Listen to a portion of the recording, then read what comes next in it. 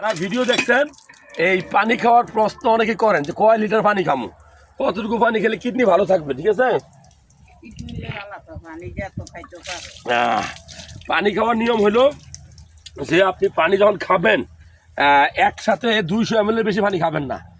আর পানিটা খুব স্লো খাবেন, পানিটা ডান হাতে খাবেন, পানিটা বসে খাবেন। দাঁড়ায় খেলে কিডনি ক্ষতিগ্রস্ত হয়। পানি ঢোকে ঢোকে খাবেন, 3 ঢোকে খেতে পারলে ভালো হয়। তবে পানি পিপাসা যখন পাবে ব্রেন আপনাকে সিগন্যাল দিবে, তার মানে আপনার কিডনির প্রয়োজন পানির। কিডনি আপনার কী করে, শরীর থেকে অতিরিক্ত পানি প্রস্রাবের আকারে বের করে দেয়। ওই প্রস্রাবের সাথে রক্তের নালীতে যে ময়লাগুলো থাকে, বর্জ্য আবর্জনা যেমন ইউরিয়া, সেলুলোজ, এগুলো কি বের করে দেয়। এগুলো কিডনির কাজের জন্য সবচেয়ে বেশি দরকার যেটা পানি। 2.5 থেকে 3 লিটার পানি খাবেন। বেশি পানি খেলে আপনার কিডনিও ভালো থাকবে। সকালে ঘুম থেকে উঠেই বাসি মুখে 200 ml পানি খেয়ে নেবেন। সহজ বুদ্ধি, যখন ঘুমাইবেন পানির বোতলে পানি নিয়ে ঘুমাইলে বাসি মুখে খাইলে আপনার অনেক রোগ থেকে আপনি রেহাই পাবেন, গ্যাস্ট্রিক আলসার থেকে রেহাই পাবেন। ভালো লাগলে তথ্যগুলো শেয়ার করবেন।